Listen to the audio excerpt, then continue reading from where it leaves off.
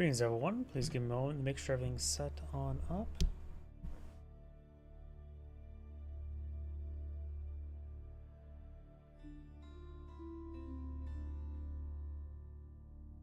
Rumble is booting on up.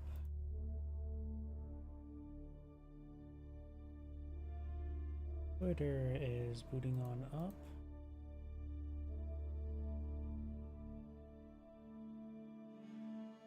YouTube is booting on up. Twitch is booting on up. Time the live stream, the chat windows.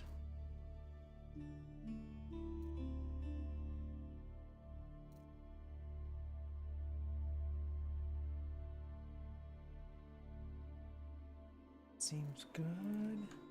Time for the test messages.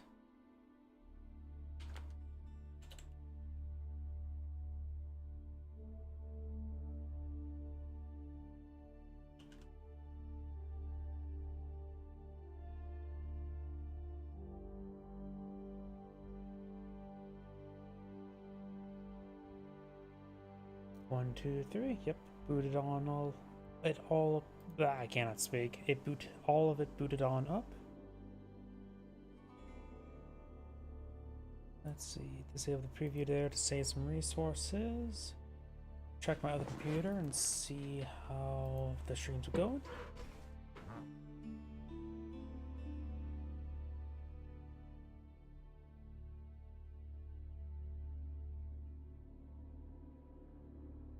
And looks like everything's going good there. So let's take a look and find some replays. Starting from the top of the leaderboard.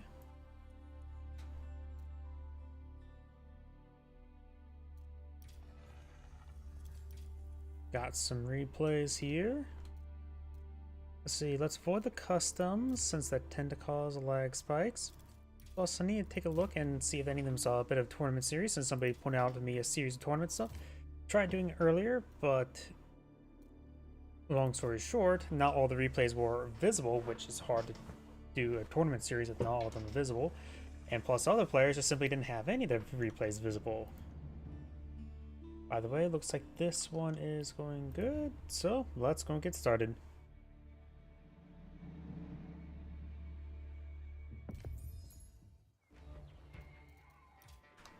Greetings everyone, and Great here with another Age of Empires 4 replay. Spawn bottom or top left side is the Yellow Mongols. We got Beastie. Spawn bottom right side is the Cyan Order of the Dragon. We got Lok.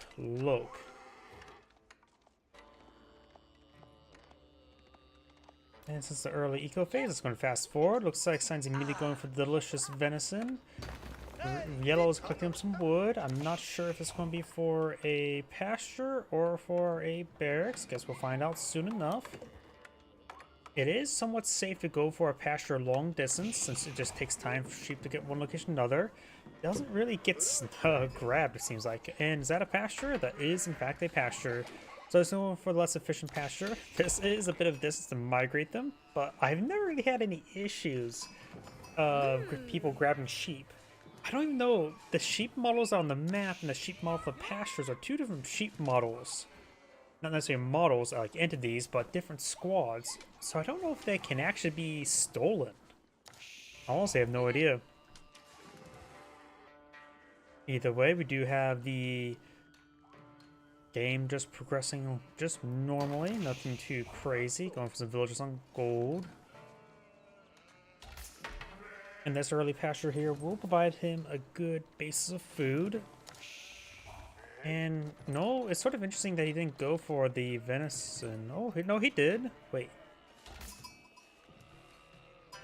Did he? I wasn't not paying attention. Did he already get all the venison herded over here? That's actually quite impressive. That was a really fast herding the venison over, because I see the deer deposit. He's like on top of it, but actually... Wow, that's actually quite impressive. Looked away for a brief moment, he already got all the venison there. Ken Chapel going on up. Got the deer stones, and maybe iron for the Collins Hunters, though the deer stones, Collins Hunters are good whether it be for Magadai or for regular archers.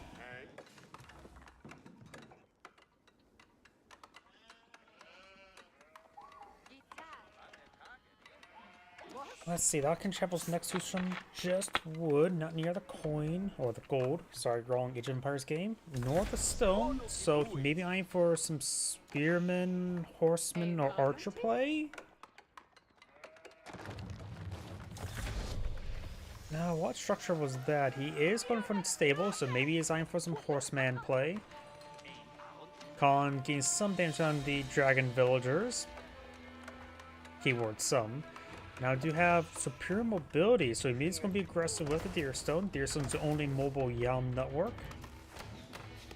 Archer range now being employed over here, so I'm not sure he's going for archers or Magadice. He's pushing for the Deerstone. I'm actually assuming he's going for archers.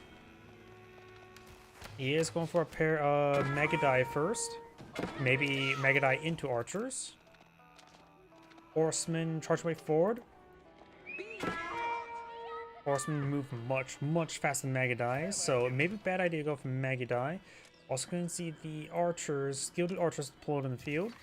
Gilded Archers do have access to the scaled armor, giving them +3 armor, making them very resilient whether it be versus archers or for Magadi.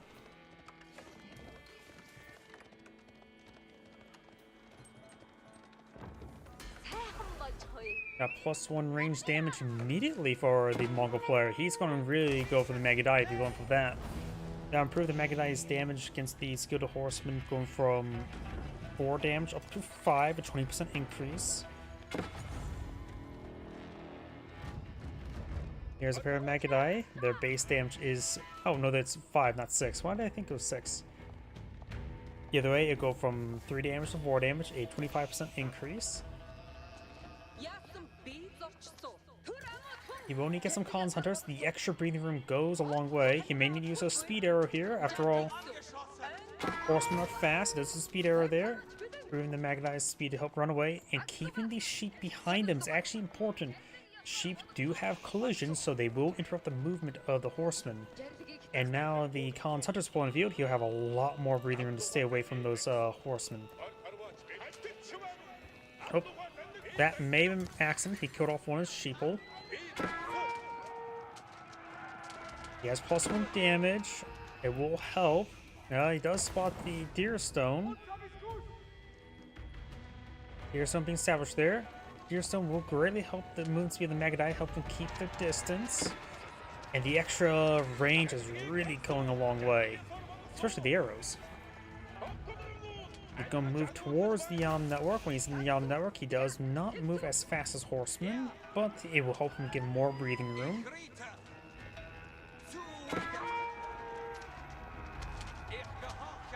Get some damage there. Neither side's lost a single unit so far. Only one thing that went down, and it was a sheeple, and he killed his own sheep. Just ignore all the fact the villagers killed off a bunch of sheep, their own sheep as well.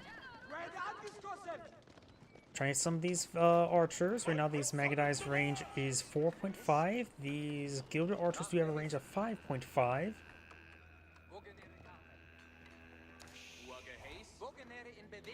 You have a outpost here that's a basically hard counter to the Magadi. He could try slicing through that wood line, but I don't know how much he's scouted up here. Maybe not a whole lot. I'm not sure what got hit there. Oh, I just won the Magadi. Separate out, we got a faster castle for the Mongol player. Separate out is a pretty nice gold landmark. Effectively makes all your villagers from one source collect up 50% faster. Assuming there's going to be 14 villagers, that's effectively giving us +7 villager advantage there. Granted, Order of the Dragon's villagers also slightly more effective, 8% versus their longer construction rate, so effectively add 28% to this, which my offhand math is for that's always quite bad. I'm going to assume +8 and effectively 37 versus +7 from the gold, so to 41. That's only when the Separate Out is fully complete. But the thing as well, the Separate Out will be completed early. Allows him to get that +1 damage and the veterancy on his Magadi. That'll give him +2 damage, and his opponent has no way to counteract that.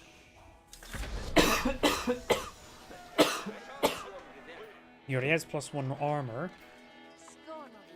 He really should go for dragon scaled armor. That will greatly improve his gilded archers, that's for sure.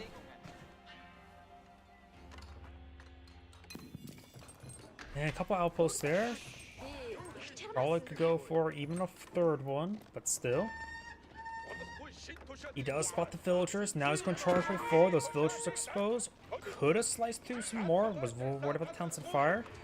Took some hits there. There's a veteran research. No +1 damage. He needs a little more wood for that. Or... Yep. This also improves his Mega Knight's health by a little bit, which is important in this situation. Khan took volley there.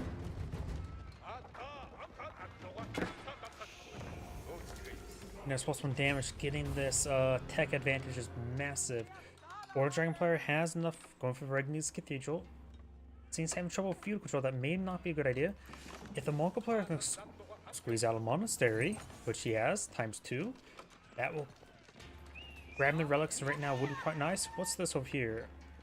Horseman misses the shaman. Defense arrow there. I do love the defense arrow. But looks like he does not have the whatchamacallit, whistling arrow upgrade.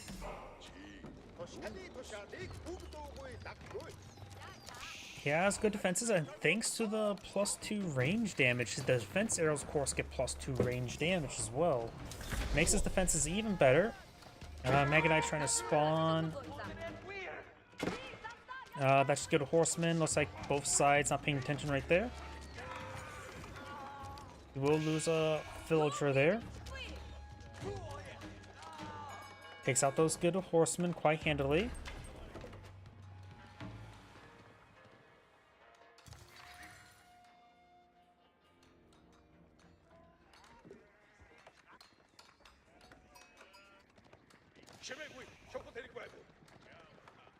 Das soll mich überleben.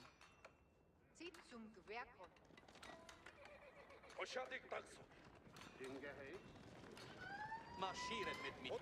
Gilded Archers or Mega Knights move forward. Gilded Archers still don't have Dragon Scaled. They really should get the Dragon Scaled armor.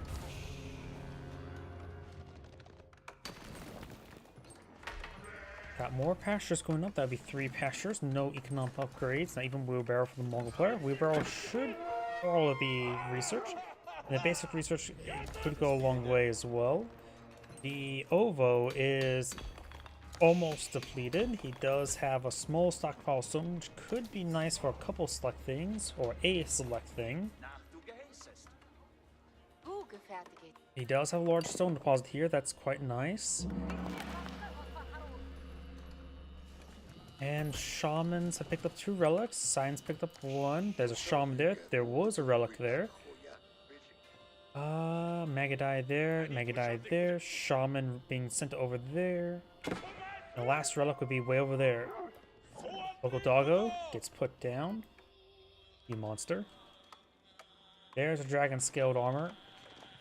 +3 range armor makes his Gilded Archers definitely more of a hard counter to the Magadai. They're already technically a counter, but that's definitely turns into definitely a hard counter rather than soft counter.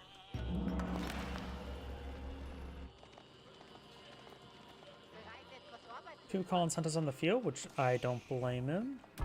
Always a good idea to have a backup. Gold deposits almost completely cleaned on up. There's plenty of gold in the center of the map. Shaman trying to collect up that sacred site. This one's trying to collect up this sacred site there, so is the prelate. One of the Magadai or something can go over there and shank him.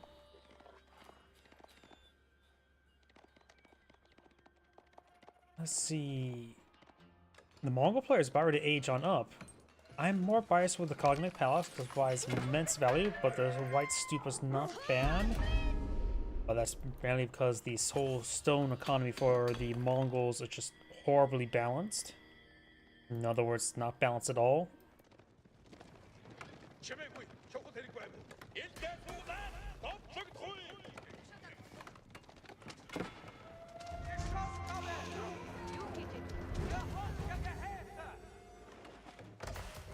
Cognate Palace now being deployed in the field. Very nice. I'll get him some random weapon units. Very few of them are not going to be useful.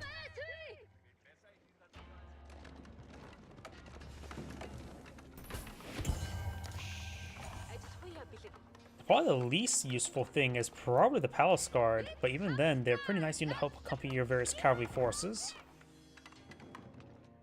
I never really complain if I get Rus Horse Archers, and Rus Knights are much higher quality than Lancers or what's it called, Keshiks.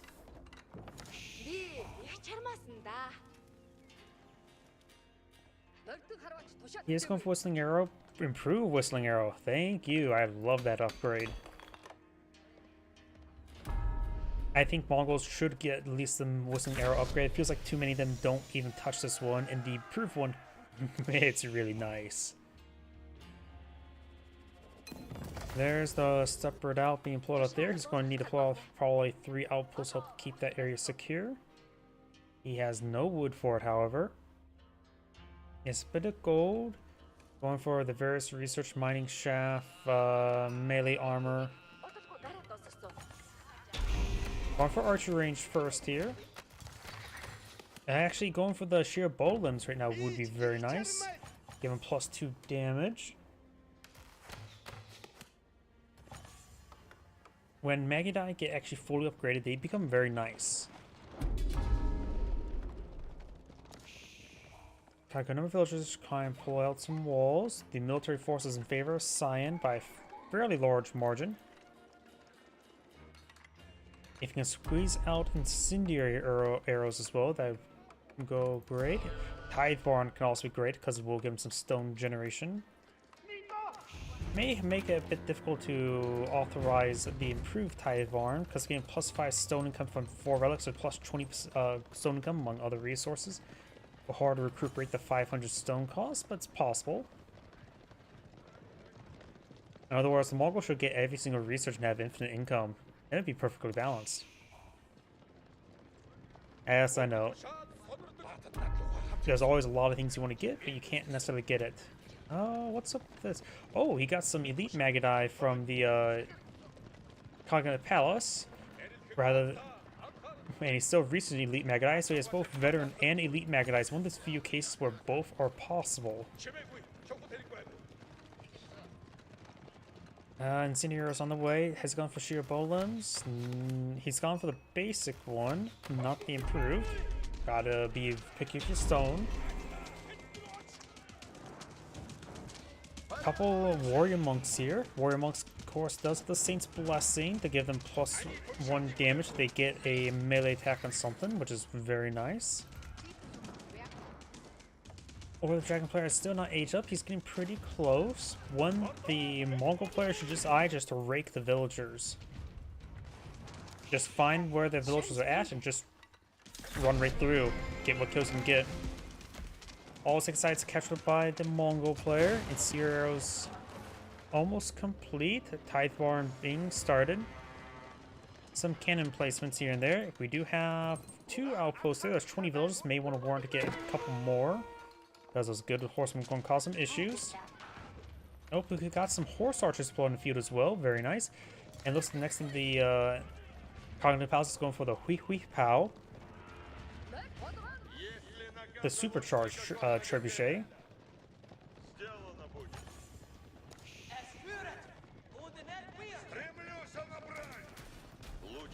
Huh. 7 range.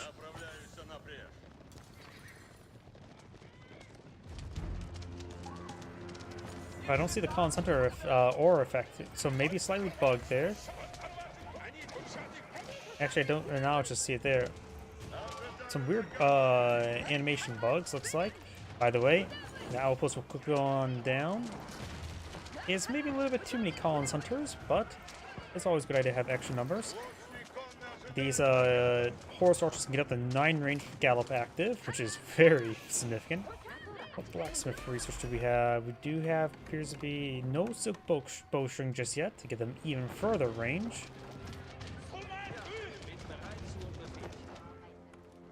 These forces, I think yellow could charge right through there. Blue's now, or Cyan's now Imperial Age. It only has level 1 range armor. So these guys, he may not realize it, but right now his guys will punch really hard, even for these Dragon Skilled archers. They only have 4 range armor though, and those Magadai doing 14, so they'll do 10 damage per arrow, which is absurdly high.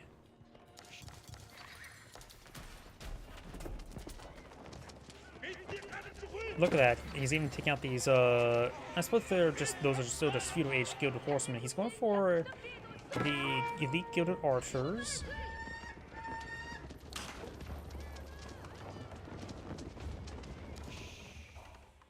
Got more stone walls being built. He has a decent amount of gold right now, thanks to Stepward Out. Let's see. 8 pastures. And seeing the sheep stockpile, he must be doing well there. He can always grab some deer. He is grabbing some berries. And there's some berries here. And here's a Hui Hui Pao.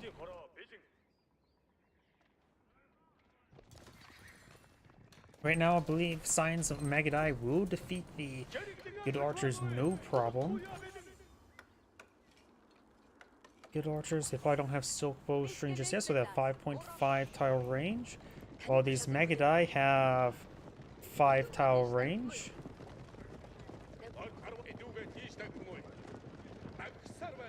With silk bowstring, that should improve their range by 0.8, so they will outrange the dragons, the gilded archers at this moment in time.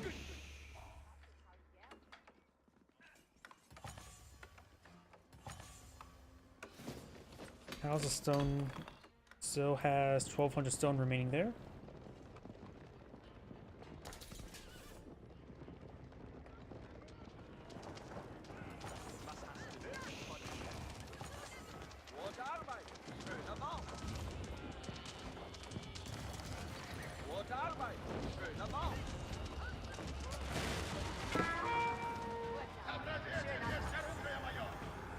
Just gonna push way forward. Has a deer still nearby for the Yum network.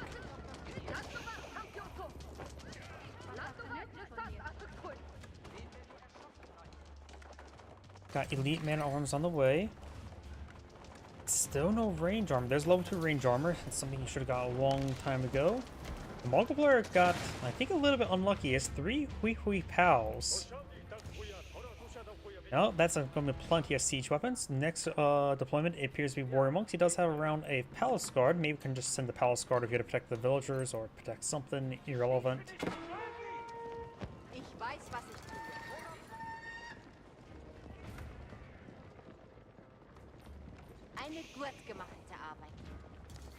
The tech advantage has greatly subsided.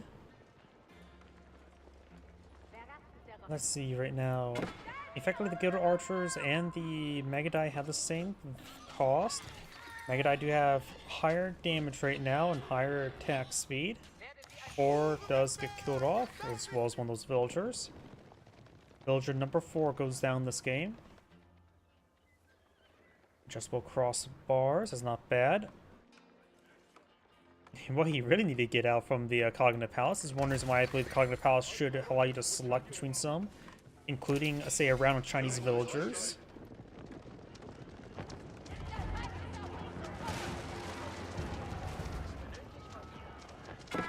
Probably just call it Yuan Dynasty, Yuan villagers, because the Yuan Dynasty is the Mongol Chinese dynasty, if I remember correctly. And now the Nest of Bees would have been quite nice. Science Push 4, he's getting some great damage there. Does lose some Magadai. He could use the defense arrow there. This one does not have any arrows, nor +3 range damage. Going for some arrows now. Here comes the Palace Guard. And then we'll pay attention to what arrow he's gone for. That may have been the attack speed arrow. If it was attack speed arrow. Or nope, defense arrow. No, that was Saint's Blessing. Saint's Blessing is also being very useful right there. Signs now pushing way forward. This Excite may go down, but Signs goes down or backs out entirely. This is Angrade saying, thank you for watching, and on to the next replay.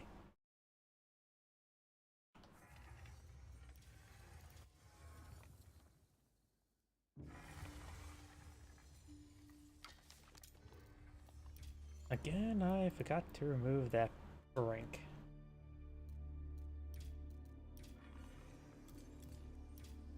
Let's see, that was not that one.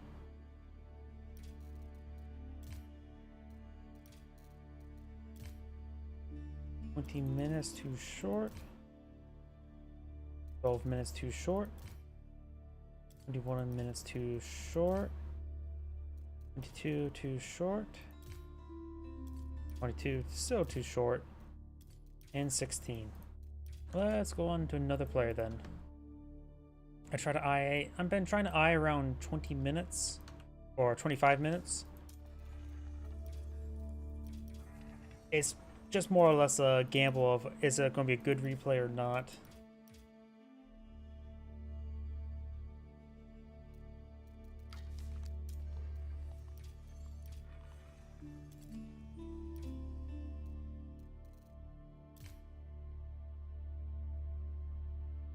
I could do that one.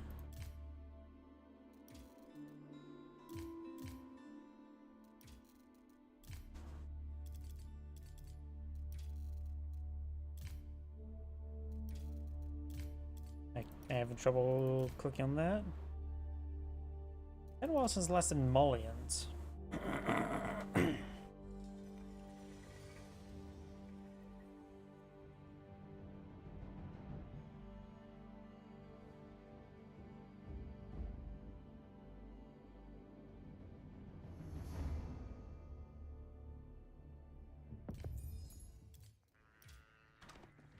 Greens have won, and great here of another Age of Empires 4 replay. Spawn bottom right side as yellow mullions. We got the kid, who's likely going to be a cowboy. Spawn top left side as the blue Mongol player. We got Fox Vortex. Immediately, something I noticed when it comes to map generation, the Mongol players both deer deposits close by each other. 3 coin deposits pretty close by each other.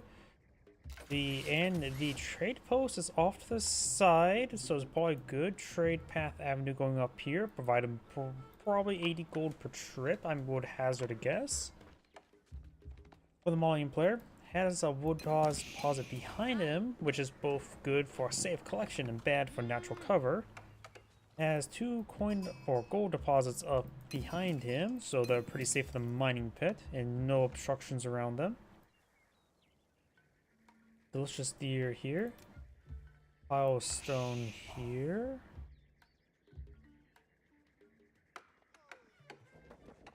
Looks like both players' map generation is a little bit even, but I think it's better for the Mongol player overall. Though all these gold deposits are exposed, same for the deer deposits. We do now have the gear here, going next to the coin deposit. We do have the ×2 spearmen being put on the field. This one going to pull out some Donzo. Donzo, a superior spearman. I think they have the same damage in this age, but they get like plus 10 health and plus 1 armor. I know about the plus 1 armor. We also got a pair of villagers here and a local doggo. Local doggo goes down as ATF desired. More of these huts going on up. Or house. I just call them huts because they're half a house. Donzo gets a good volley there. Let's see, 80 health, 1 armor, 7 damage. Yeah, they are the same in this H-bar than 1 armor. And of course, javelin throw. They are, of course, a bit more expensive, costing 90 rather than 80. And they're also more slanted towards wood. Though he is getting good damage there, he has, of course, reliable poke damage with the javelin throw, which will probably make him pretty good in this age. Gets a good hit there on that spearman. That spearman has 5 health remaining. He needs to keep that spearman back to let the garrison the outpost, but in this case, he does get picked off. Very nice. And he is not, of course, interrupting the Mullion gold collection thanks to the mining pit. So, the Mongol players still could raid and destroy some of these buildings. At this sprinting arrow there, 1 villager does go down. Which is a pretty nice little pick there. Reinforcing spearmen there. And this villager may be pursued to the ends of the earth. Khan, 1 stab away from death. Does take out Donzo there. He's trying to get the javelin throw. Can the Donzo not throw the javelin on villagers? Stupid question. Can Donzo not throw javelins against villagers? I've never really thought about that. You rarely ever see spearman rushes, other than unless you're Mongol and some other situations.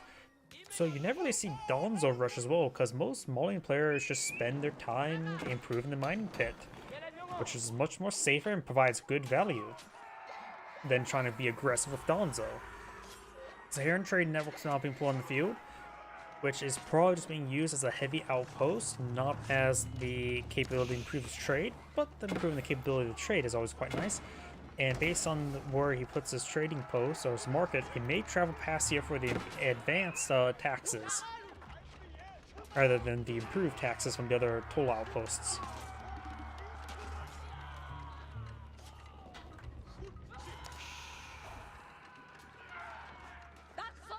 This is a lot of spearmen, and the outpost will be completed.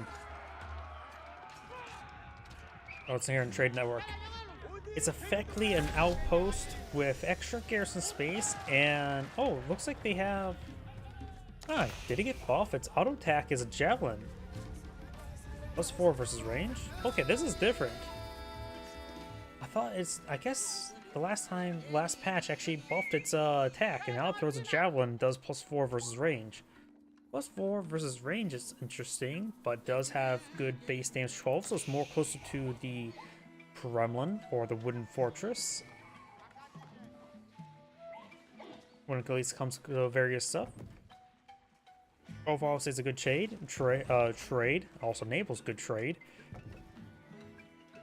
Because after all, just to have a really durable outpost is nice and all, easily countered if aggressive by a single banner ram. But at least in this way, it can be much better defensively. Try and torch down this house. It has 33% less health than a normal house. Yep, you can see it actually throws javelins. So is a javelin throw in the back of it rather than archer? Guess so. He may torch down one house or set it ablaze. He's trying to stop it from being set ablaze. Oh, I saw a blaze for a brief moment. I don't know if he got the trade or the raid bounty from that. I may have the Mauling player selected. So we're viewing the game from the Mauling perspective, even though it's open, which also means I don't see the raid bounties and some of the Mongol aura effects. He is going to stop this mining pit. Very nice. We do have an archer deployed in the field. Mongol player has now reached the feudal age. What did he age up with? The silver tree.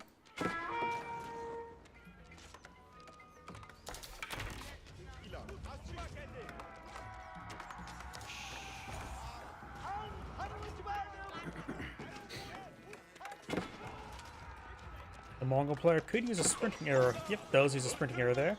Howdy. And the hardened spear will fall back in time. Mining pit, not really in threat of going down. Outposts engaged in the mining pit, not in threat of going down either. But will cause some issues from being maximized with houses around it. Mongol player is relatively low in population, or pop cap, but that can be easily rectified here. I do Company Heroes 1 every Wednesday and Thursday. I do believe I have... Yeah, there should have been a couple of releases for Company Heroes 1 and 2. What was it? Yesterday or today at noon? At least standard 4K replay releases. Archer taking some damage there when the spearmen do go down.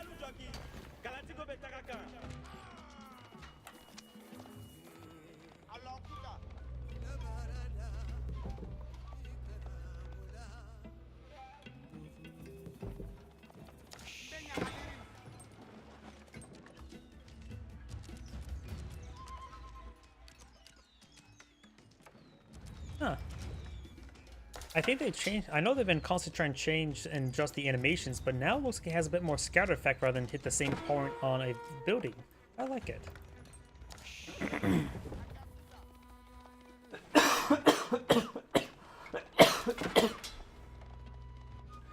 You now have some cash explode in the field, which should be very effective versus archers. You also could have just gone for horsemen.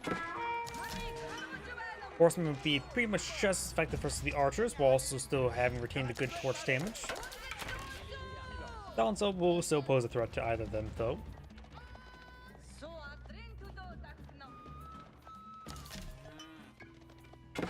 And here's some cows. Gotta keep those doggies rolling. He's also eating some cows, some delicious beef.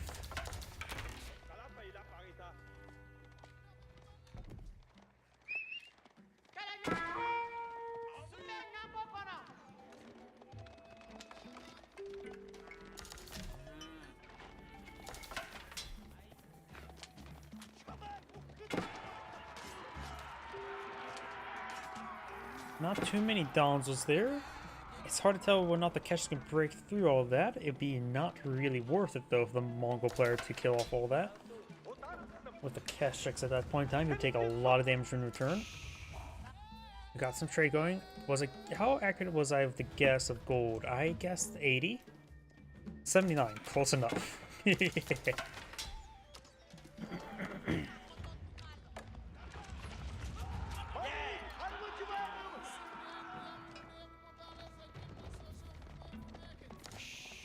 Keshiks moving around, trying to find another opportunity to engage.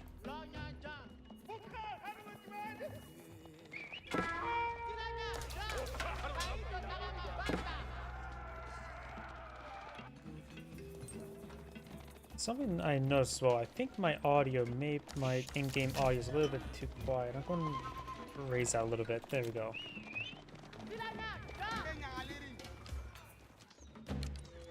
I think the in-game audio should be a bit louder. Some people say, oh, it's too loud, hard to hear me, but I think it should be louder since it's the game. The more the focus of the game, the videos and casting, it should be more on the game rather than myself. I'm supposed to add to it now rather than being the focus, so that wouldn't make any sense. We now have a number of Keshiks moving around. Khan behind them. Handful of archers, regular archers being pulled in the field.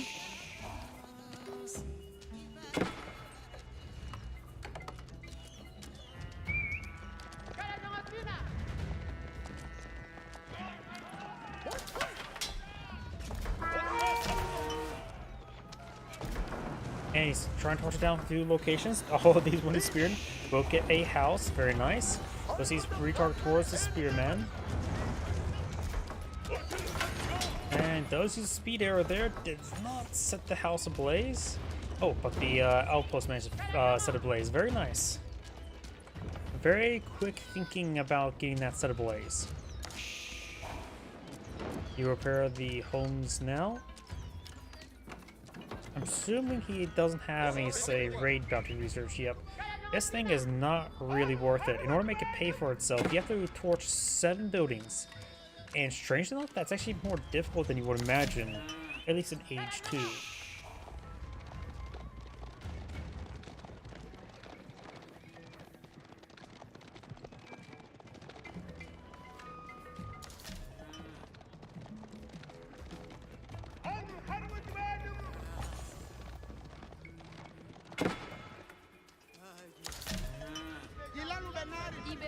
More cows being pulled in the field. He does partially bop that one. So he's actually running out of food here. It does divert villagers on the Grand Fulani Corrals, who's aging on up. The Mongol player is relatively far aging on up. Right now the biggest issue for him is food. He has 2 pastures in the field that can support up to what? 6 villagers right now.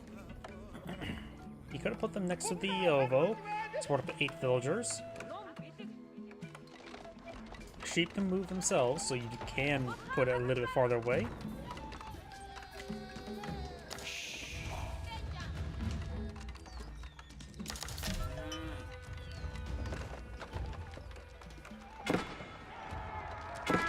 Archers straight forward.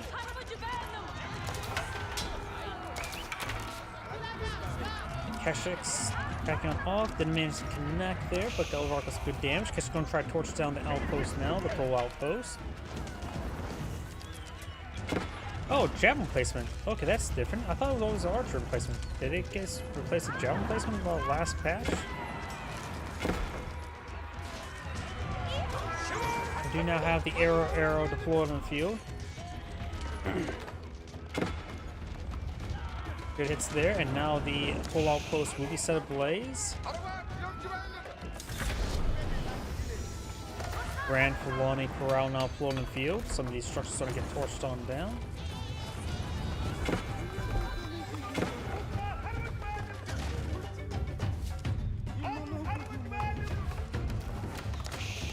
Some of these other houses starting going down as well.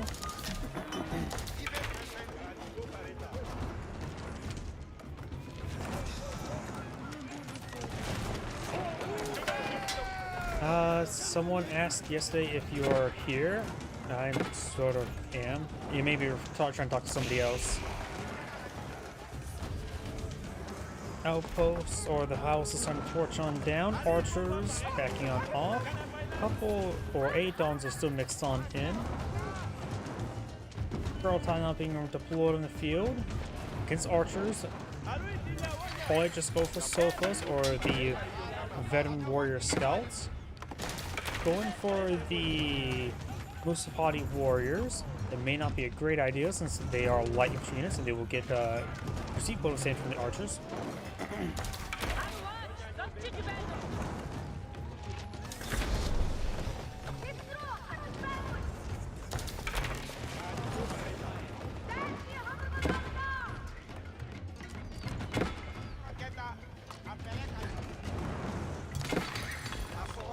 Donzo taking some damage there.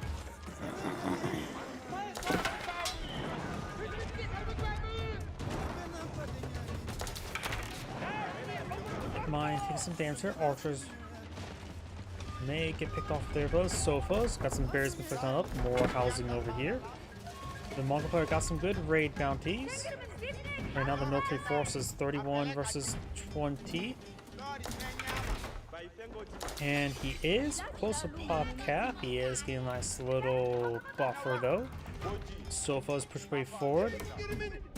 And got looks like you have a full max cell Silk Road.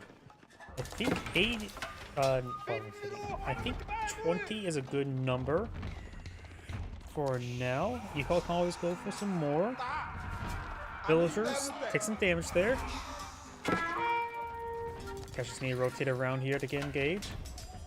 Wednesday and Thursday, not Tuesday. Tuesday is Cup Heroes 1. Keshiks push away forward, charging on in. Sofas do take some damage there. Outpost getting some damage. He does not have imported armor just yet. He is going for the veteran Musafati warrior. Can help engage the Keshiks and potentially Man-at-Arms. Probably just the Keshiks. Mongol Man-at-Arms are not bad actually. When they get the let's see.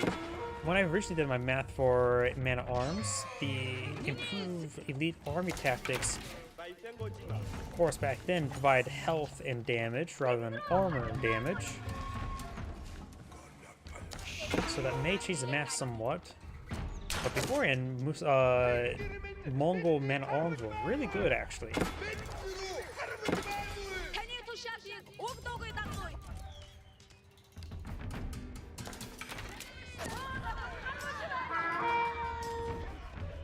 Does take out those units there. Save the traders. Crossbow backing on off. We got a number of crossbow in the field. Crossman only be able to do bonus damage for the sofas, but that's probably his primary concern at the moment.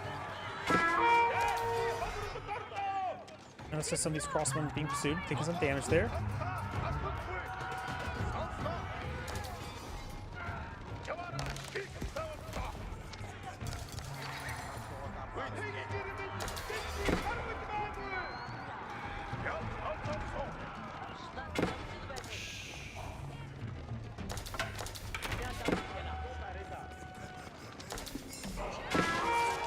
pretty good charge attack there.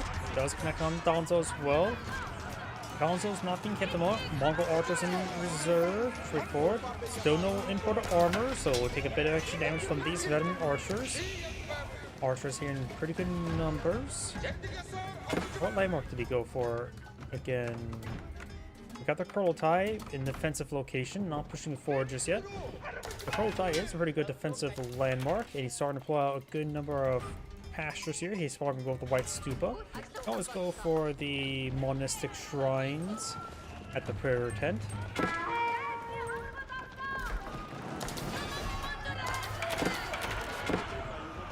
So for us to take a bit of damage there. Archers and crossbow trying to engage. Not too many Sophos in the field, so may want to tone back the crossbow reduction. Imported armor is now on the way. Right now, the Mongol player has 80 civilians in the field versus opponent's 62. Of course, he has some mining pits, at least 2, which are not full in case. In fact, this one still has not been protected.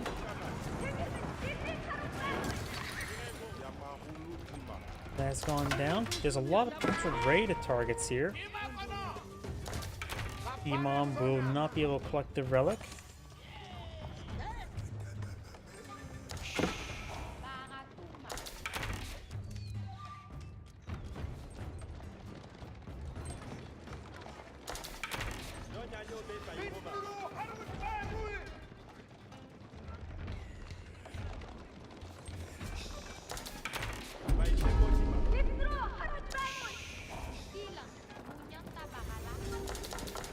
Kurultai now pulling a few. That's a lot of health regen. So far, it's straightforward. There's a lot of exposed villagers here. We do have some outposts here for Yam Network, but it looks like they're largely traversing in not great spots, so the Yam Network's a little bit hit or miss.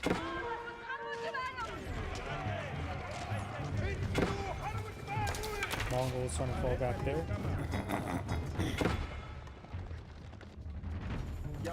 So let's push my forward, and now pushing the way backwards. May destroy some of the stuff.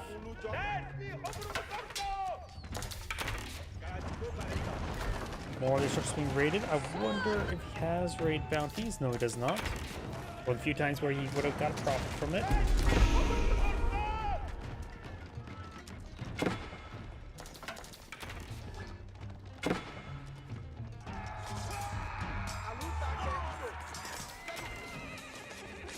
So his traders are going down. Nice little pick there. He's at 25 at the moment, and he's going to eye for 28. This one's going to make him eye 27. One more goes down there. More traders on the build queue.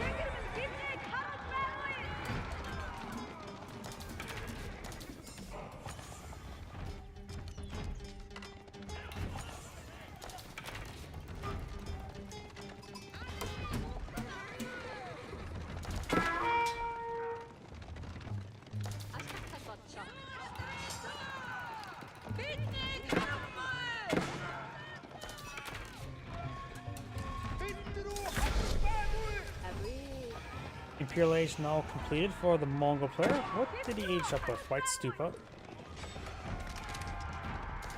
Now these Sophos will find everything. The Mongol player needs to get all the research going, and looks like the Mongol player does back the game. This Angrade saying, thank you for watching, and on to the next replay. Before I get on the next replay, I do need to use the restroom. Please give me a moment.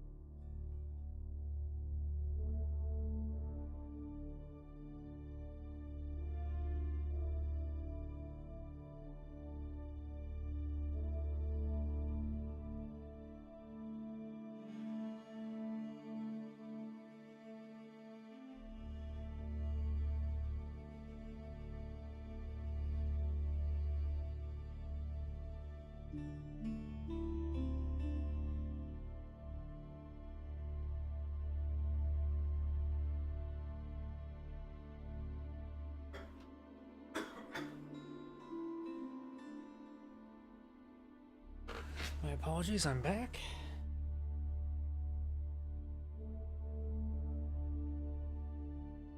Let's see. I think there was not any other replays for me to grab, so let's go for this player.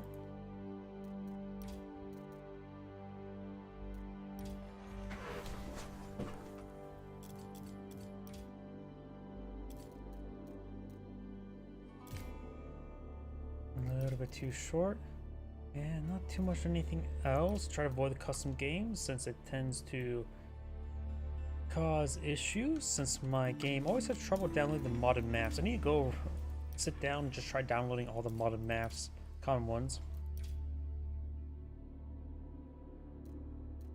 See, this name may be a little bit too common.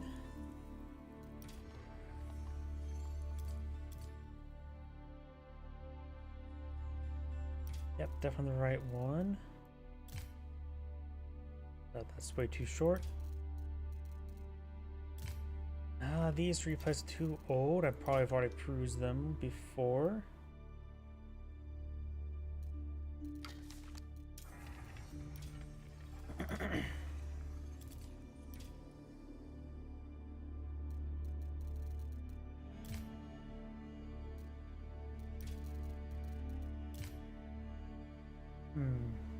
Gonna do that one.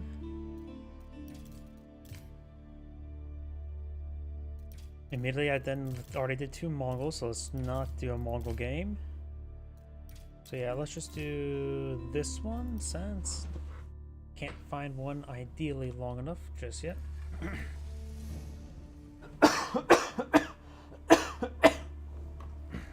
Don't know why I'm just having trouble speaking today.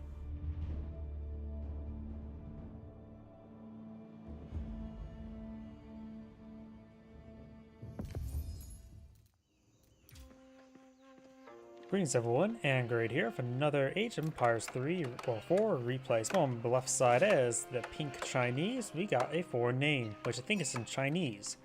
So honestly can't tell. I can't tell Japanese and Chinese apart. I know what Korean looks like, but I can't tell the two apart. And on the right side is the yellow Jeanne d'Arc. We got Fox and Totan.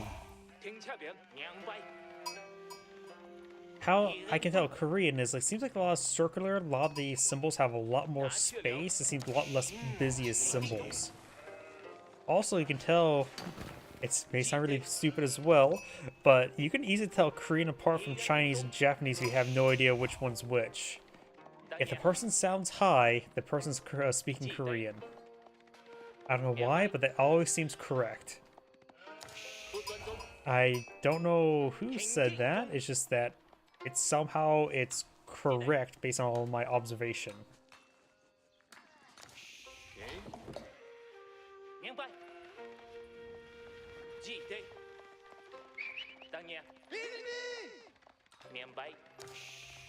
School Cavalry now being pulled up by Jeanne d'Arc, while the Chinese player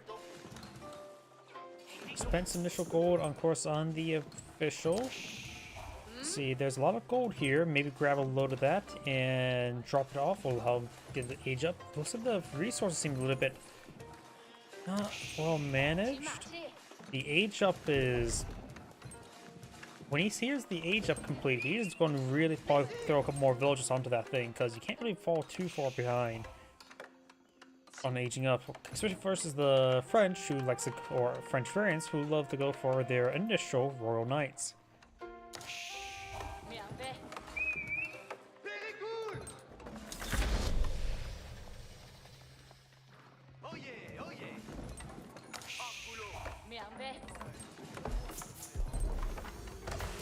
Bardic Sun immediately being employed in field as well, so he's going to get a fast Song Dynasty to get villagers built quicker. Granted, this is Jeanne d'Arc as well, not regular French, so Jeanne d'Arc builds villagers at the normal rate.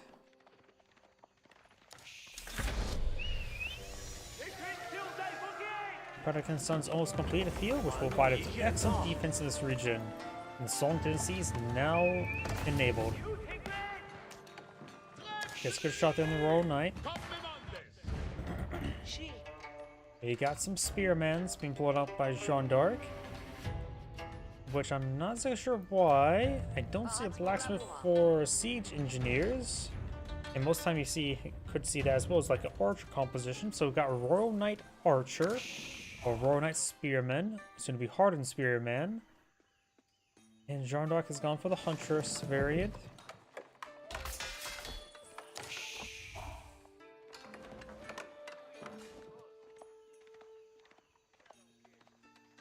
Divine Arrow's pretty nice hitting villagers, 40 damage, will severely wound a villager. We got the very rare Professional Scouts upgrade. Well, I've been seeing that quite more often. I think since Jeanne d'Arc realized, hey, I got some good map control, I can scrap all the delicious venison.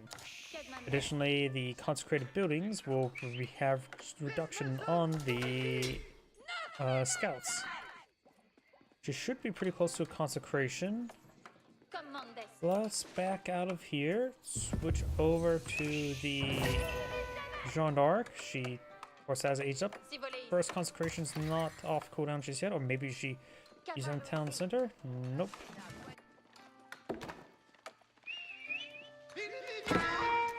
Good hit there. Oh, got a hit there on the villager, maybe? She cast ability on one of the villagers who got in the garrison. I can never really tell if it would connect or not. It did, in fact, connect.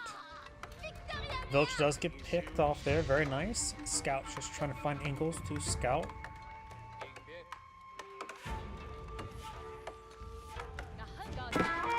Let's get hit there on the Spearman. We've got some Zinch news on the build queue.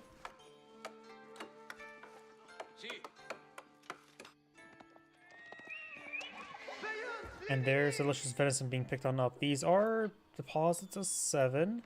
They're full-size deer deposits.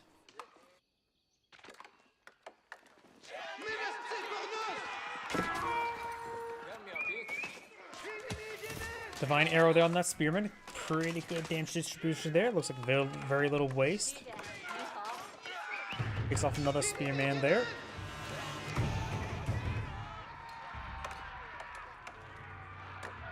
The sheep have yet to participate in the fight. When they do, battle's won. Got these forces now rotating around. No walls in this region. The Great Wall of China is just located right there. Not exactly too impressive in this version. In this timeline.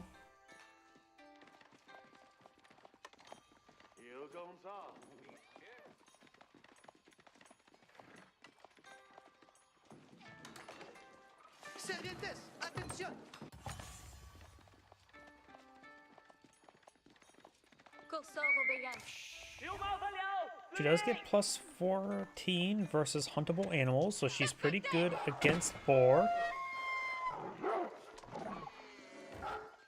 And she got a pretty good hit there on the wolf, so it looks like she does get bonus damage versus wolf as well.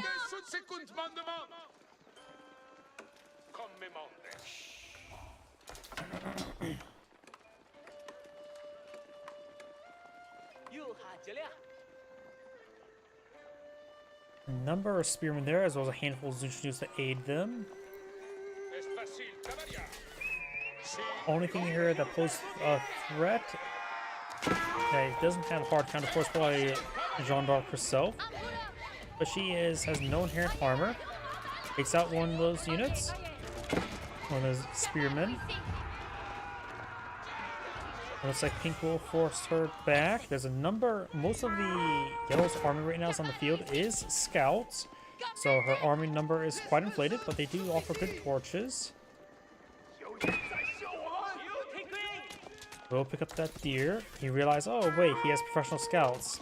The scout moves at a rate of 1.06, slower than a spearman. He gets gunned down. Still plenty of venison on the map she can claim on up. At least, maybe not. One deer there. 1, 2 here.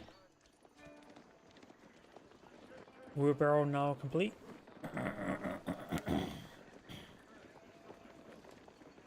Sorry, my voice is starting to go out. Spearman Zinch News pushing up the hill.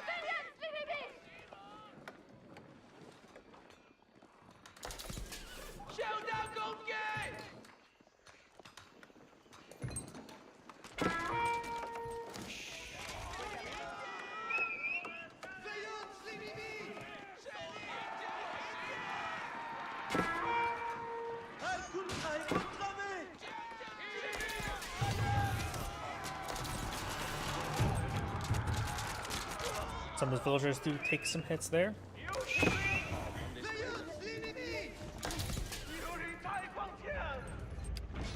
Up here, we do have now the Royal Knights finds a good number of villagers there. There's very nice. The Chinese player does have a good number of villagers thanks to Song Dynasty.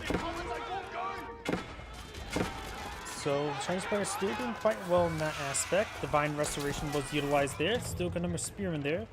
In some good position, but Pink may need to get out. Yeah, Siege Engineers is almost complete.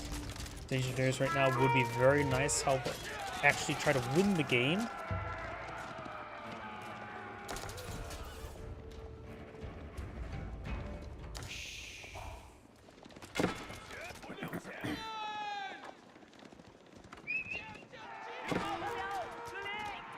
Over here we do have Spearman getting shanked by a lot of stuff, including scouts. So Pink has 5 scouts in the field. I don't know why Pink had so many scouts. I don't think he had professional scouts himself, right? Oh, he apparently did. I'm not sure when he got that. I'm pretty sure Yellow claimed all the venison on the map. You look at all that delicious deer. Ready to be eaten by me. And only me. We do now have a battering ram deployed in the field.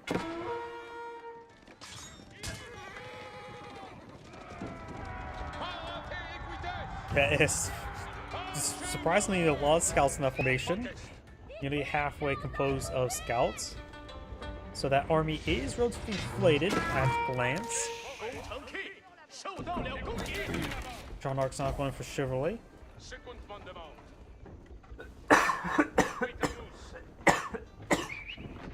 My apologies.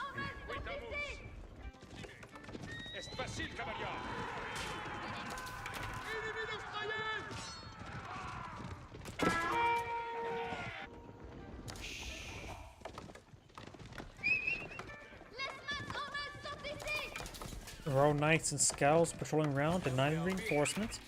Pink has 1 battering in the field, can afford a second, soon to be a third. Pink Scout is here. This land is not traversable. At least I don't believe. Yep, it's not traversable. Another battering ram going on up. Very nice. Pink's opportunity to win the game. We got consecrated stables in the town center.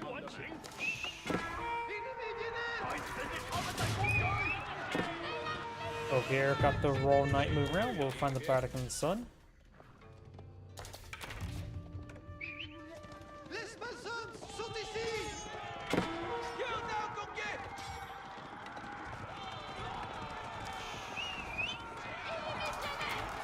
Spearmen, good, a healthy number of spearmen. Matter as well, this formation is composed by a significant number of scouts, so it is inflated at quick glance.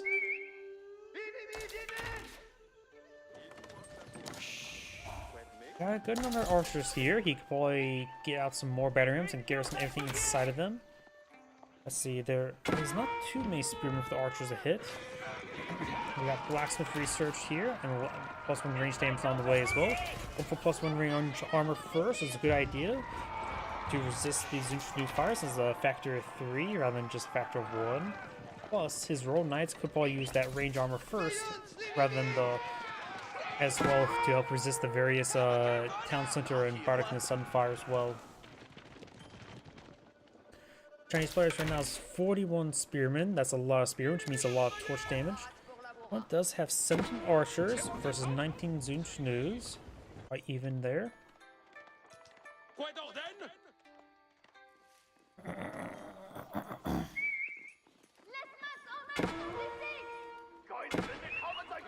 And now we got these forces before. The mining camp going down. Minor victory. Archers right there. Battering going down.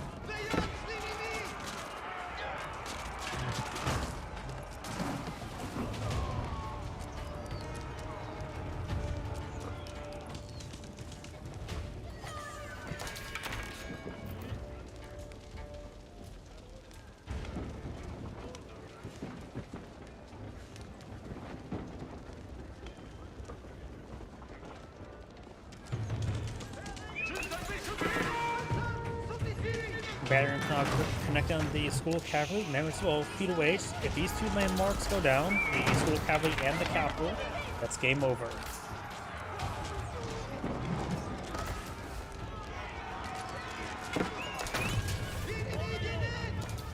Some of these spearmen going down. If she is on arc, managed to level up in this age, she should probably go for champions, help deal with spearmen. I don't know if Jean's radius actually affects Zunchnu's. Part of me says yes, part of me says no. But there's too many spearmen to really warrant them. There's off the unit there. I wonder how close she is to leveling up. I'm going to switch out of caster mode now. She just leveled up. Jean's champion should be utilized. Yep, calls in 3 champions, which are effectively feudal age units, or castle age units in feudal age.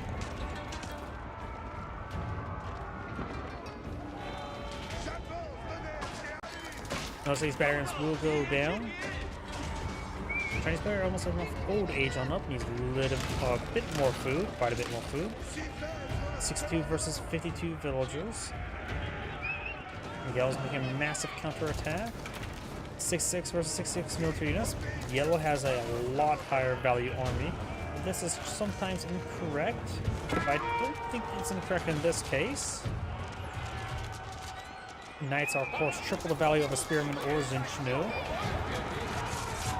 Spearman does get a nice little connection there. A couple of those Royal Knights do go down. Zinchnu's engaging the archers, very nice. There's a Spearman in general attack order. Jean's champions in the front line. They have good armor.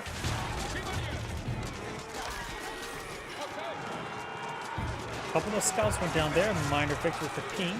And now got a big conflict there. Zinchnu's focused on those archers. Spearmen just be a general attack order. And it looks like some of those Jean's champions got some great work done. Jeanne d'Arc has 2 ranged armor at the moment. Nothing massive. Both their military sizes went down at a relatively even rate, which means it was much better engagement for Pink, I would say. The destroyed value is quite even as well. Military armor stays the same size, so the army values roughly shrunk at the same percentages. Hence why I think it was better for Pink overall. More archers in build queue, no more Royal Knights in build queue. All the scouts have gone down, which is somewhat important. Villagers are... This is a pretty sizable loss. He saves 2 for now. They're still under threat though. And now even out the villager count by a fair margin. And it looks like Pink does not send an army to protect it. Walls going on up. I believe that's 100% traversable there. So I'm not sure why it's exposed here, not even ghosted.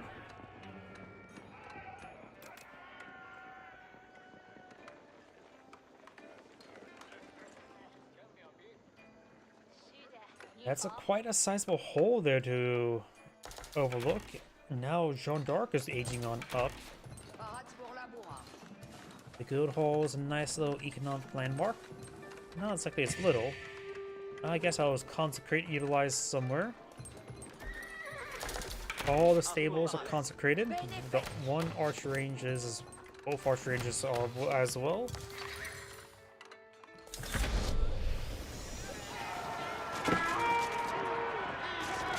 Got some good damage there on those Royal Knights.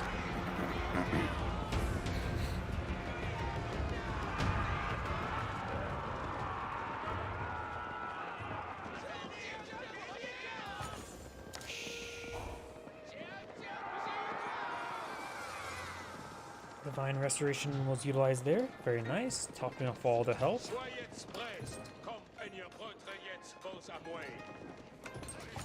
Chinese player needs our eyeing age up.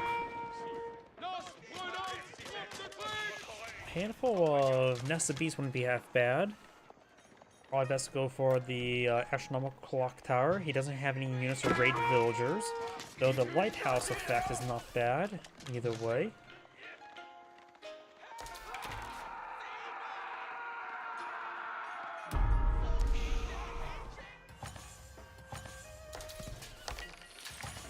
Veteran archer research complete. There is a hole there. So no, be not. There's also a hole here. We have some granaries with some farms.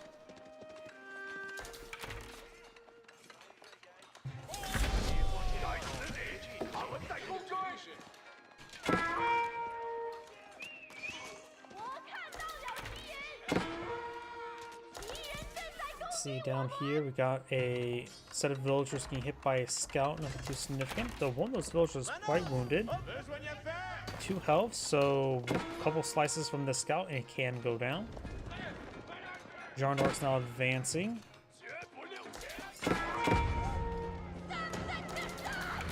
You have veteran archer research, not veteran Zunchnu. Got +1 range damage, or +2 range damage. Range armor, I mean. Ooh, good number of villagers impaled.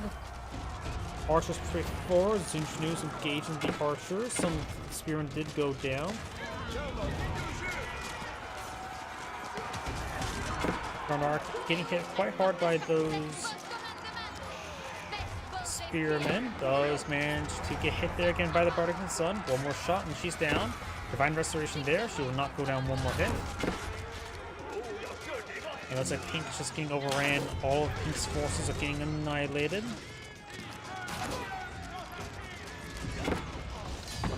And Pink does get back to the force of the game. The Sand Grade saying, thank you for watching, and on to the next replay. Yeah, I probably can only have enough voice for one more replay. I don't know why, but my voice just is not holding up today. That was the only replay I can get from him, so let's find another player. Micro Machine, not familiar with that name. Last online 23 minutes ago, so probably a Smurf somebody's. It's hidden either way. Let's see if Numidan, Numadon.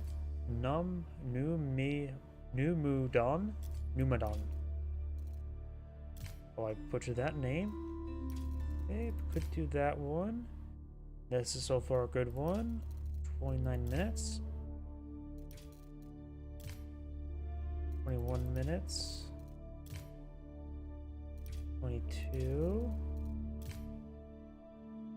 35. It's English versus Holy Roman Empire, so probably gonna be a little bit turtle-ish game.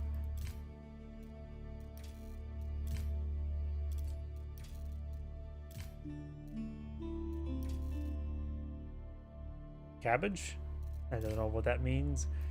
By the way, let's go for the English versus the Holy Roman Empire.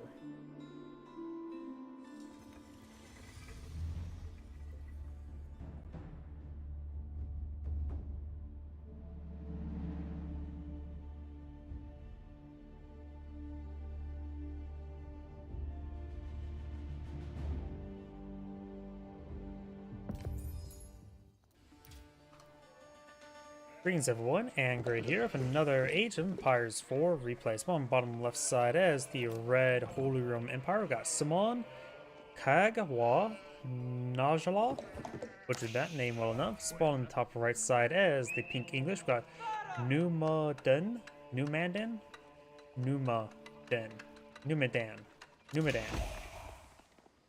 Well, I butchered that name well enough as well. Either way, when it comes to map generation, English, of course, tends to turtle in a little bit. May click the board, probably not. This deer deposit is too far forward, so probably won't collect it. This one's off the side, probably won't collect it. And we've got 2 gold deposits pretty close by each other. So, I have a feeling the English player's going to turtle. Holy Roman Empire, all depends where he plays. Puts down the Aachen Chapel. Going right down there, hope to improve the wood, stone, and gold collection. And let's see, he has both deer deposits and the boar deposit all next to each other, so a lot of delicious meat and some berries. 1 small gold deposit up here, while the 2 gold deposits over here. Abbey of Kings, that's pretty common, and the Aachen Chapel, where next to the wood deposit. It will also partially affect the berry deposit as well. Plus, putting right there also denies safe farming as well, so I can understand not deploying there. if you are trying to be aggressive and offense is the best defense, putting next to gold deposit would make sense. And that tree deposit could also help out as well. But I have a feeling that both players are going to equal up, so I'm going to hazard a guess and go to ×4 movement speed. Has a feeling both players are going to eco. Of course, the free king is being put on the field.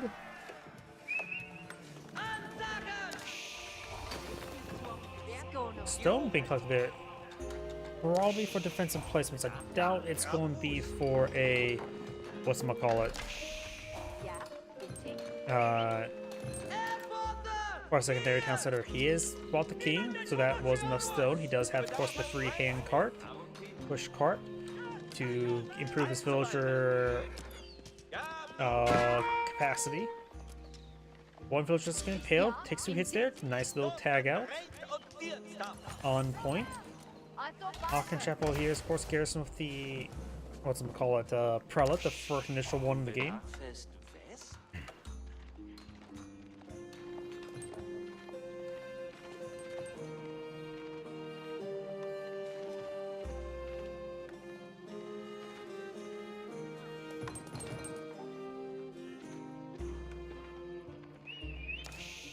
Venison now being collected on up.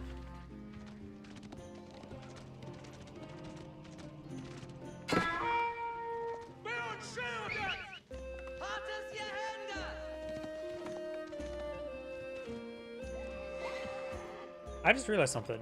Ink's gone for professional scouts. The English players, so, and going for survival techniques as well.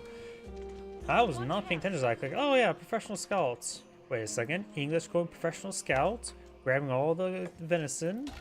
That's not common.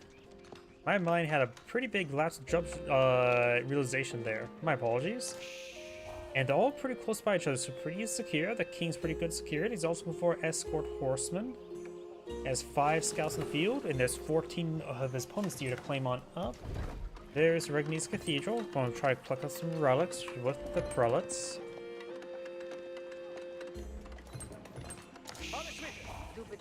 So, the English ecoing is not turtle, but also not aggressive either. No, it is aggressive. Aggressive eco. Because he's grabbing his opponent's a deer. But it's not necessarily turtle style, but he is ecoing. I suppose other games have aggressive eco play as well, like Tiberium Wars, aggressive expansions, early expansions, to get the Tiberium fields.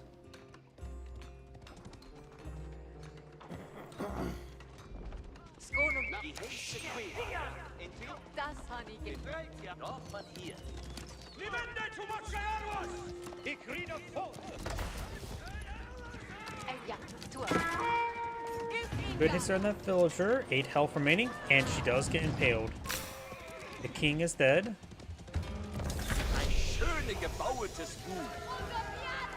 Villager is trying to shank the horseman.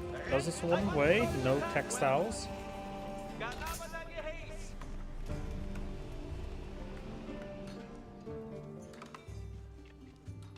Venison being brought back home.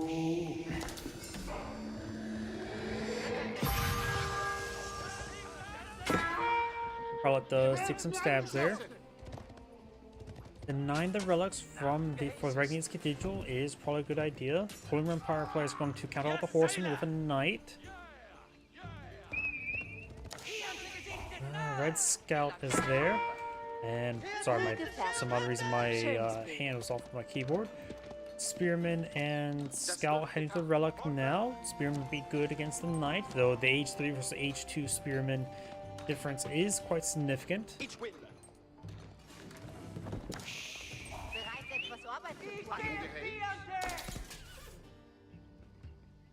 Got some Spearmans here now. Hardened Spearman. So far, they received 0 upgrades this entire game. Because after all, the English doesn't start out with Spearman. They only start off Hardened Spearman. King's Palace now being put on the field. The English players now going to get the second town center. But well, since last in the King's Palace, most of the time it's people go for the White Tower because it's a pretty nice defensive structure. Well, secondary town center would not hurt, at least not him. Spear brace there onto the knight. Prelate taking stabs there, not the knight. And this out a bit of damage, probably won't get the kill, but the prelate does go down. Over here, still got the spearman and the horseman.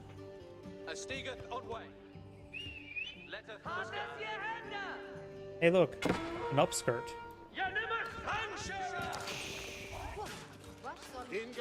Prelate does take some hits there. One of the scouts do go down.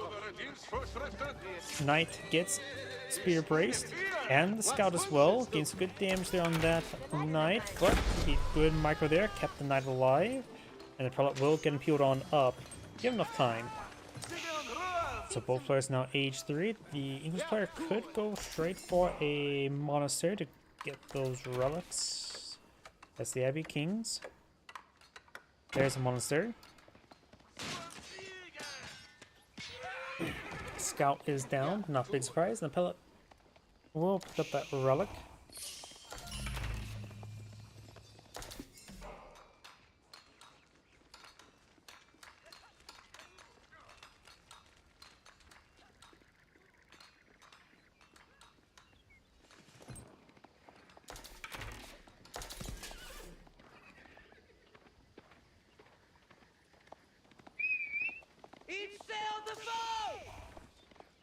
Scout moving around, knights charging.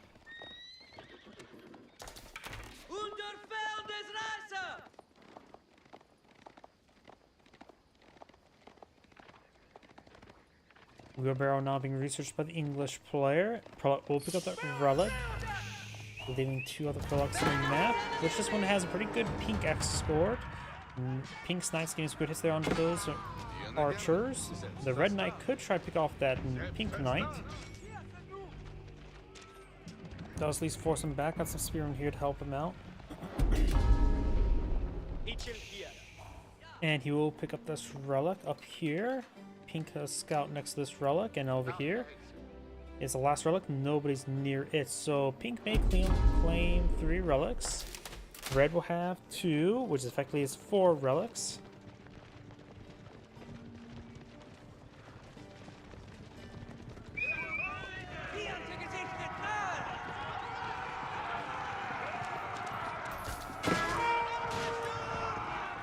Archers will go down there.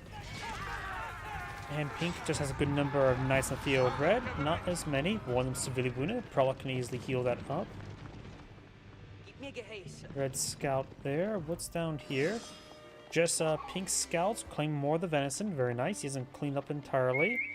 And which still has sheep remaining as well. So pink still has plenty of food. We have not seen a single English farm just yet, which is a very rare sight indeed. Usually, it's not even common to see a farm with built with initial wood in the game.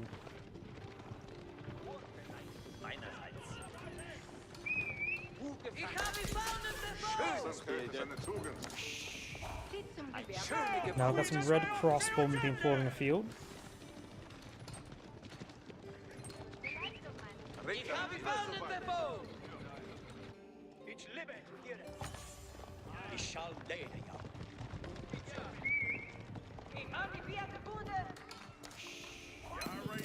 Water deposit here is almost cleaned on up.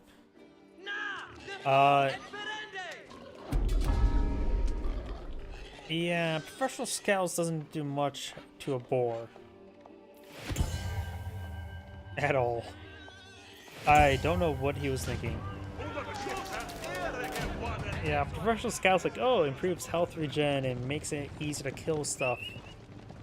Does mean nothing versus a boar.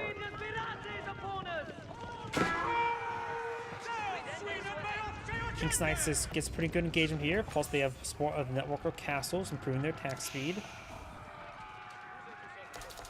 Devoutness now researched for the Holy Roman Empire player.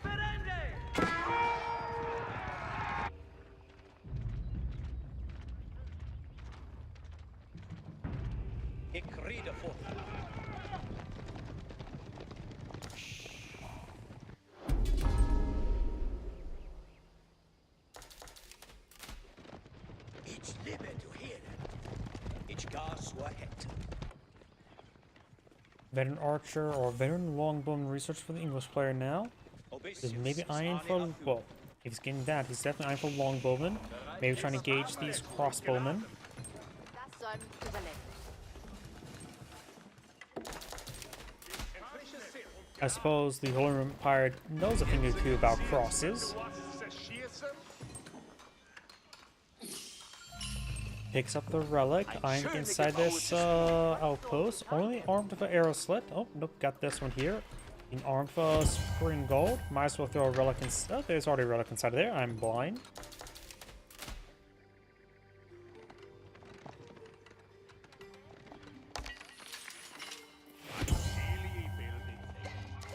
More deer being collected back here. Still plenty of sheep here, so Pink has plenty of food back home. And now clicking some delicious boar. Would not be a boar. Gute Leistung meinerseits. Alle Ritter wäre eine Lust zur Dienst.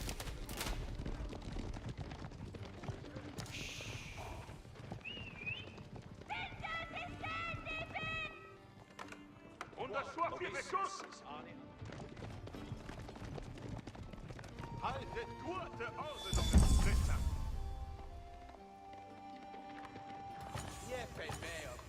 Pflicht ist der keine Last. Knights may find an opportunity to engage some of these villagers back here. No lumber camps may be in order, and we got the first English farms being put on the field. The incredibly rare 16-minute, 15-second English farm. As usually is at the 30-second mark.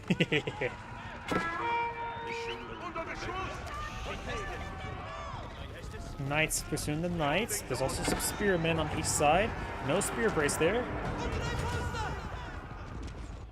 Mixing some horsemen wouldn't be half bad. Horsemen do have higher movement speed.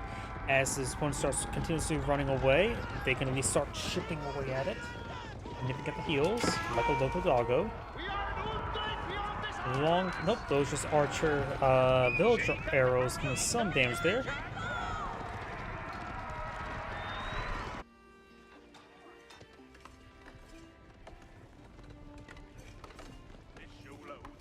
Now got Imperial Age for the Holy Roman Empire player.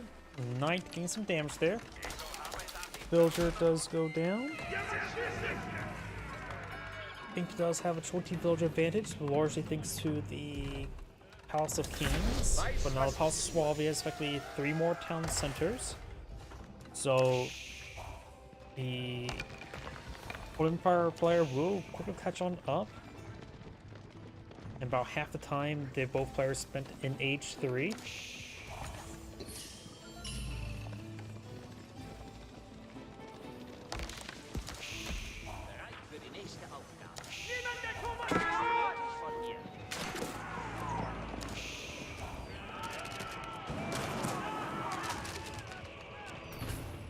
Takes a bit of damage there. The approximate math of the Holy Empire player catching up to the English player and villager count is 10 times 20 in about 200 seconds, or basically 3 minutes from now. That's how long it'll take for the villager count to get evened out. We got many battle rams on before the English player. The English player has a good amount of resource stockpiled on up. Got a stream of spearmen and crossbowmen being pulled on in. And it's only a handful of longbowmen, and we've got some hand cannoneers now being pulled by the Holy Empire player. Longbowmen are a pretty good counter to the hand cannoneers. And we've not seen any man-arms played just yet by the Holy Empire player. Too many crossbows really warrant that. Maybe the Holy Empire player should get out. He's going for some Mangonel, maybe some horsemen won't hurt. He has a handful of lance connects.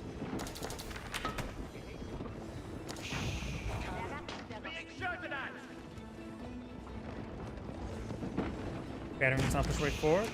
We have a cannon placed in here with a relic inside, so it's doing excellent damage, but it's unfortified. Emergency repair is now available. I'll focus on that outpost. Cannon placement with a relic inside, it's going to cause some issues. Nice trying to close on in, gets good damage on these crossbowmen. And Cannoneer behind them as well, firing away. He is inspired, so he's getting some X damage here, 44 damage per shot. emergency repairs on that outpost, which will stall out the issues, and Pink is disintegrating.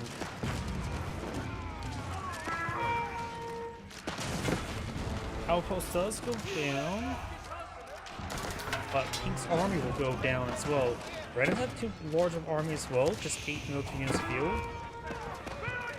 Though they are pretty high quality thanks to those tank cannoneers, but there are longbowmen still alive here to counter them. Right now they have a +8 damage versus light gunpowder. Villagers trying to torch down the battering rams, which they will do quite successfully.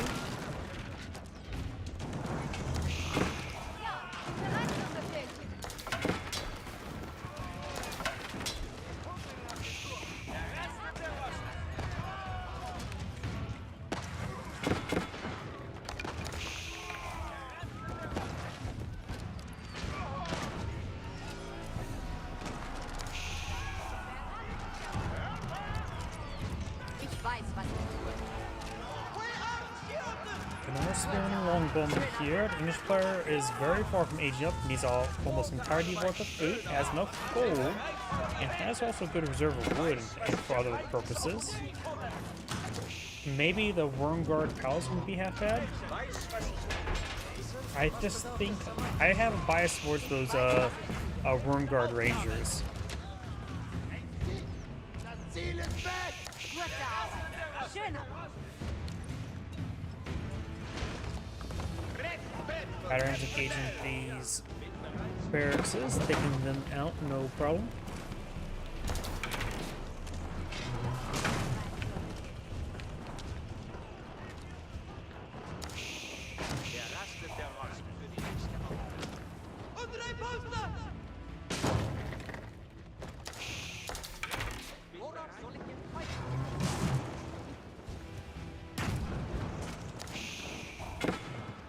More patterns being salvaged that wood reserve.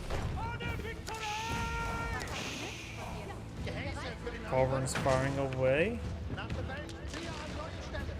Culverin, of course, does do siege damage, so will pierce these battering rams for 35 damage each.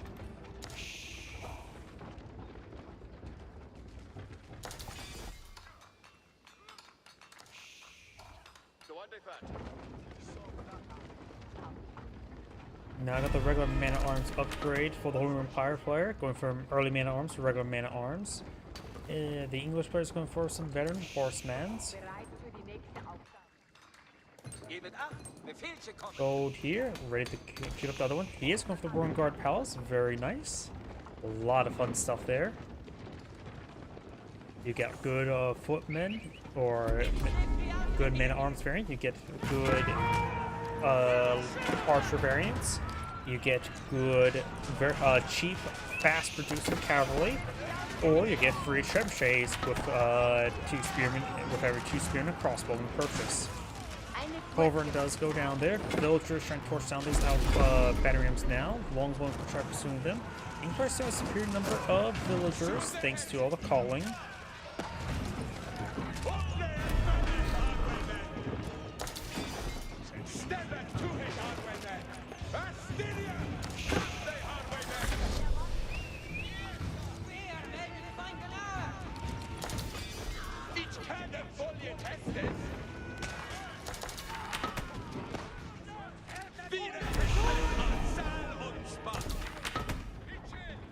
We now have the enclosures, tithe barn, and farming research there. Pink actually managed to get 4 relics, so it's 2 relics versus 4 relics. Didn't realize Pink got 4, I thought he only got 3. Oh wait, Weiß, was ich tue. did this relic actually... Yeah, this relic that was right here must have actually been stolen. I was not paying attention to that. Because remember, Red did actually have 2 relics. So Pink managed to successfully steal a relic.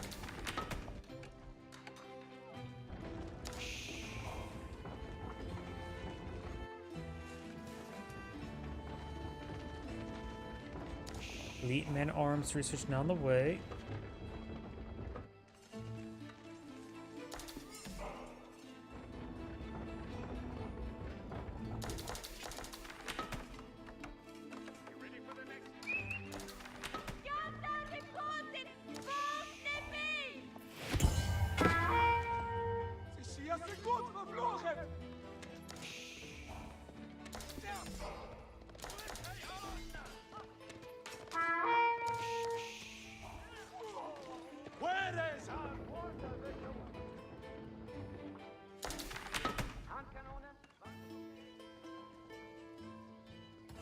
We got Warren Rangers now on the build queue.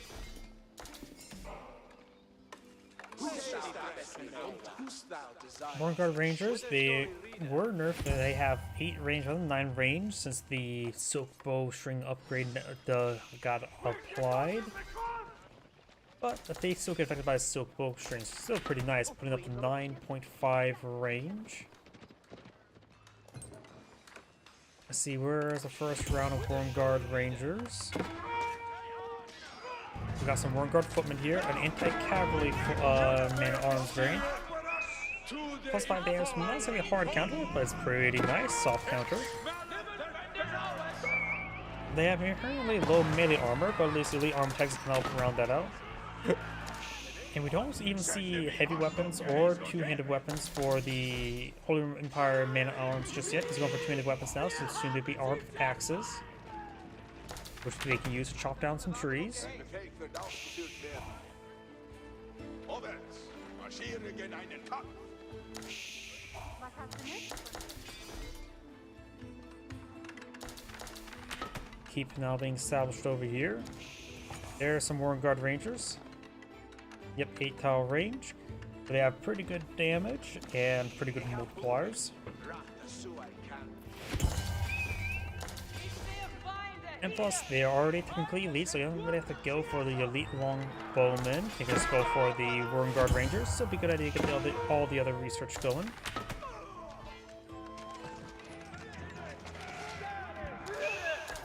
He's going for the Incendiary Arrows now, going for +3 range armor. He has +2 range damage now. Scout getting sliced apart by the man-at-arms. Scouts are still effective.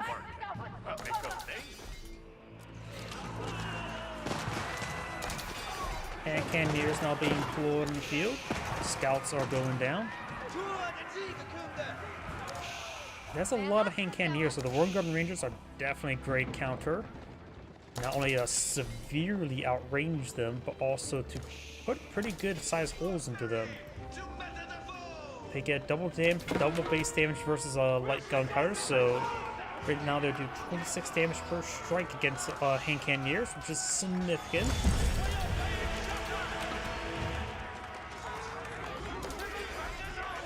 Incendiary Arrows almost complete, improving the damage output by 20%. A couple English hand Cannoneers deployed in the field as well. This one doesn't have any archers really deployed in the field, so going for a handful of own hand Cannoneers is always not bad.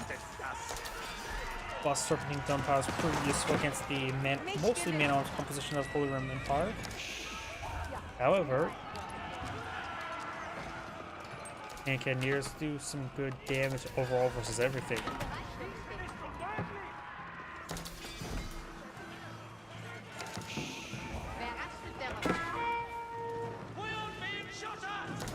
Burns of Bars wouldn't be half bad. So right now he's playing Wood Reserve, and looks like these horsemen will be killed on off. Pink's trying to establish some stone walls there. He's trying to establish a presence on the map. This sacred site's not captured, nor is there a monk nearby to capture it.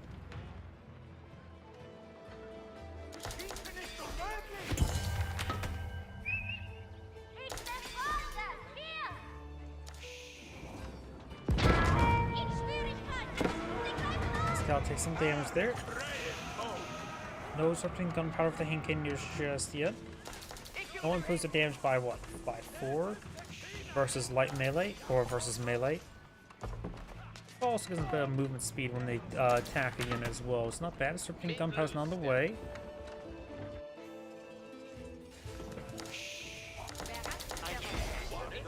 No Serpentine Gunpowder over here. Going for Greased Axles. Both players going for Greased Axle. And finally seeing Textiles for red. Pink, I don't think he hasn't gone for Textiles just yet. Nope, he has.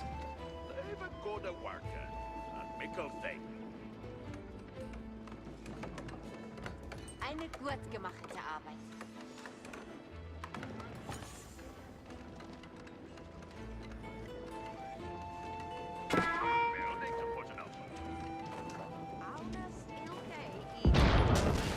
House going on down. Bomb bar is going to be very useful to help deal with all these structures. The Vanguard Rangers have 3 damage versus structure. Nothing too significant, but still good range to do it. Horseman charging forward, trying to kill off some villagers. Those have some keeps back here. This one has a relic with no upgrades onto it. With the iron armored clad being researched by the English player now. No blunt weapons by the Blue Empire just yet.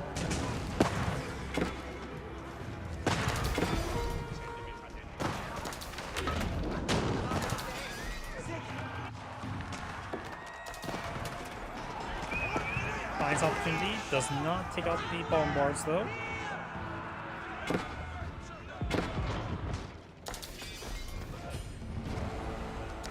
I love how these guys are using the same axe model, I think. Just one guy's just wielding with one hand. Bombards pretty forward. Mangonels took some damage there, not firing. One does go down. May just want to move forward or do something at least. Mangonel fires, and he does dodge it. He does get taken out there. Vanguard Rangers compose a pretty suspect with the hand cannoneers.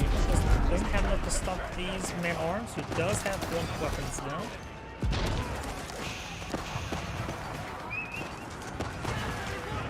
Horseman now intercepting.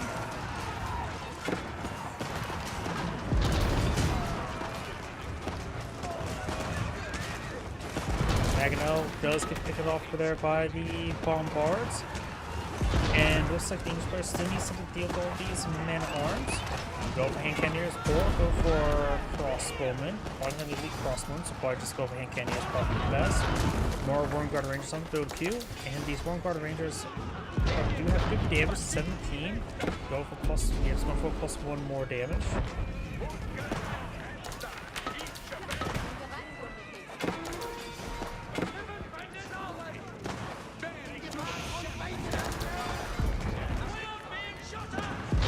Bombards engaging the keep, was being emergency repaired. Mangonel gets a volley there. Horseman trying to deal with the Mangonel, does get it.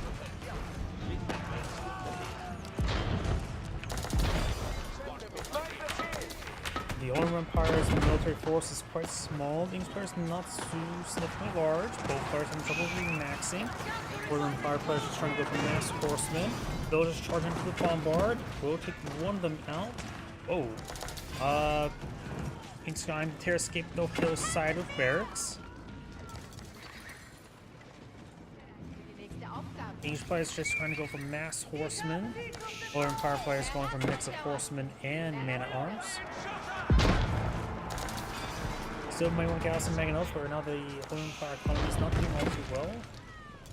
He is lacking wood and food, as well as gold. He's lacking everything.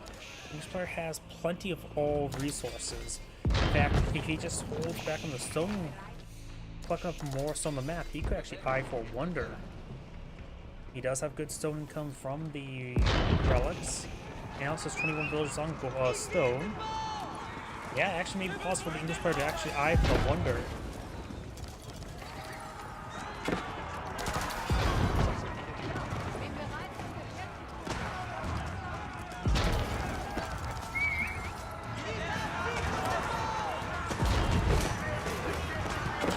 Going down. Insufficient stone. Battering ram there.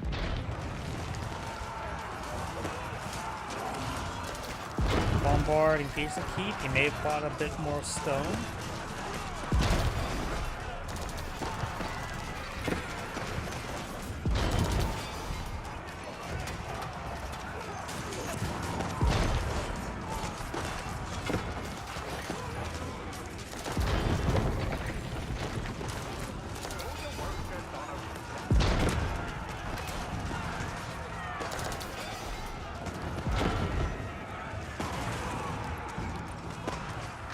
Insufficient stone there once again. Bombard, Mega Ram. Red is trying to push on the horseman.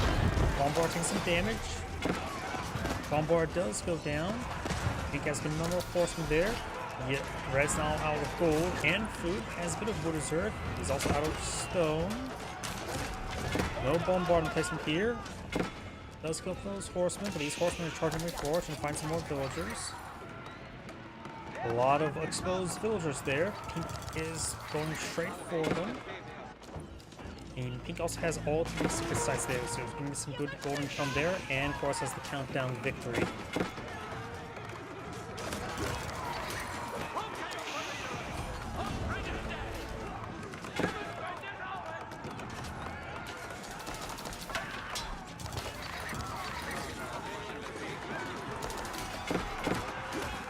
Horsemen's gonna go down up here. Over here we got the hand cannoneers and longbowmen, or the Worm Guard Rangers pushing forward. Red only has wood in reserve. It's lacking both food, so you may want to get some more villagers onto food. It does back the game now. This is Angrade saying, thank you for watching, and on to the next replay. As I mentioned beforehand, my voice is starting to go out, so that should be my last replay for tonight. So everyone, thank you for watching. Have a good evening.